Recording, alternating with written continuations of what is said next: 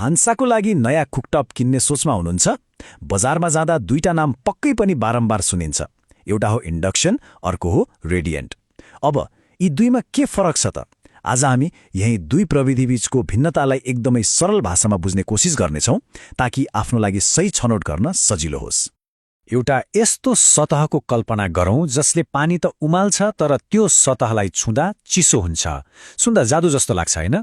तर यो कुनै जादु होइन, यो त विज्ञान हो। र आज हामी यही विज्ञानको पछाडिको रहस्य खोल्दैछौँ। यो अचम्म लाग्दो देखिने कुराको पछाडि ताप उत्पन्न गर्ने दुईवटा बिल्कुलै फरक तरिकाहरू छन्। र यही तरिकाको भिन्नता नै सबैभन्दा महत्त्वपूर्ण कुरा हो, जसले सबै कुरा निर्धारण गर्छ। आजको यो पूरा विश्लेषणबाट एउटा मात्र कुरा याद राख्नु पर्यो भने त्यो यही हो। इन्डक्सनले सिधै भाँडो तताउँछ, तर रेडियन्टले चाहिँ पहिले आफ्नो सतहलाई तताउँछ। बस यही एउटा नियमले नै सबै कुरालाई छर्लङ्ग पार्छ। त्यसो भए यो काम कसरी गर्छ त? ल सुरु गरौँ त्यो जादुमै मानिने प्रविधिबाट, मतलब इन्डक्सनबाट, जसले सतहलाई नभएर सिधै भाँडोलाई मात्र तताउँछ। यसलाई एउटा अदृश्य चुम्बकीय अन्तर्क्रिया जस्तै सोच्न सकिन्छ। कुकटपले एउटा फिल्ड बनाउँछ र त्यो फिल्डले सिधै भाँडोलाई ऊर्जा दिएर तताउँछ। यसमा ताप अन्त कतै पनि खेर जाँदैन, सिधै भाँडोमा। अर्कोतिर छ रेडियन्ट, जुन हामीले चिन्दै आएको अलि परम्परागत तरिका हो। यसमा पहिले भित्रको एलिमेन्ट तात्छ, त्यसपछि त्यसले गिलासमा ताप पठाउँछ, अनि मात्र त्यो ताप भाँडोमा पुग्छ। यो एकपछि अर्को चरणमा हुने प्रक्रिया हो। यहाँ त्यो मुख्य भिन्नतालाई एकदमै स्पष्ट रूपमा देख्न सकिन्छ।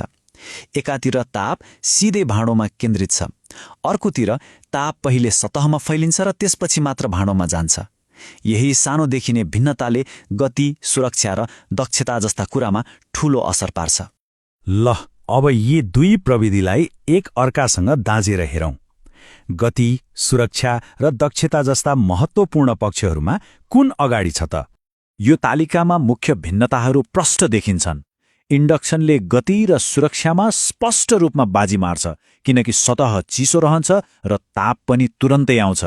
अर्कोतिर रेडियन्टको नियन्त्रण राम्रो भए पनि प्रतिक्रिया अलि ढिलो हुन्छ। किनभने पहिले ग्लासमा ताप सर्नुपर्छ, अनि मात्र भाँडो तात्छ। अब दक्षताको कुरा गरौँ। तथ्याङ्कले आफै धेरै कुरा भन्छ। इन्डक्सनले लगभग 85% ऊर्जा सिधै भाँडोमा पठाउँछ। यसको मतलब के हो? मतलब कम ऊर्जा खेर जान्छ, पैसा बच्छ र भान्सा पनि तुलनात्मक रूपमा कम दातो हुन्छ। तर प्रविधि मात्रै सपथोक होइन।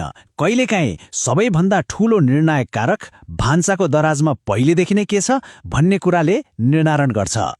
एउटा साधारण प्रश्नले नै आधा जवाब दिन सक्छ। घरमा भएको कुनै चुम्बक लिएर आफ्नो भाँडोको पिनमा टाँसेर हेर्नुहोस्। यदि टाँसिन्छ भने एउटा कुरा पक्का हुन्छ, इन्डक्सनलाई काम गर्न त्यही चुम्बकीय अन्तर्क्रिया चाहिन्छ।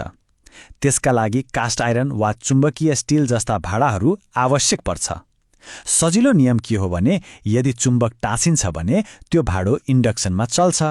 तर रेडियन्टको सबैभन्दा ठूलो फाइदा भनेकै यसको लचकता हो। घरमा पहिलेदेखि नै भएका एल्युमिनियम, तामा वा ग्लासका भाँडाहरू लगभग सबैले काम गर्छन्। कुनै नयाँ भाँडा किन्नुपर्ने झन्झट हुँदैन। ल यति सबै जानकारीपछि अब निर्णय कसरी गर्ने त? आफ्नो भान्साको लागि कुन चाहिँ सही होला? अब निष्कर्षतिर लागौँ। यदि खाना पकाउँदा गति, सटिक नियन्त्रण र सबैभन्दा महत्त्वपूर्ण सुरक्षा चाहिन्छ, उदाहरणको लागि घरमा साना केटाकेटी छन् भने त्यस्तो अवस्थामा इन्डक्सन एकदमै राम्रो विकल्प हो। तर यदि बजेटमा रहनु छ र घरमा भएका सबै पुराना भाँडाकुँडा प्रयोग गर्ने स्वतन्त्रता चाहिन्छ भने रेडियन्ट एक भरपर्दो र सजिलो विकल्प हुन सक्छ। आखिरमा कुन राम्रो भन्ने प्रश्न नै सायद सही होइन। सही प्रश्न हो खाना पकाउने शैली र आवश्यकताको लागि कुन चाहिँ उपयुक्त छ। यो छनौट पूर्ण रूपमा व्यक्तिगत प्राथमिकतामा निर्भर गर्छ। जसरी प्रविधिले हाम्रो भान्सालाई अझ स्मार्ट र दक्ष बनाउँदैछ, के इन्डक्सन जस्ता प्रविधिहरू नै हाम्रो खाना पकाउने भविष्य हुन् त? यो एउटा सोच्न पर्ने प्रश्न हो। यही प्रश्नमाथि विचार गर्दै आजको लागि हामी बिदा हुन्छौँ।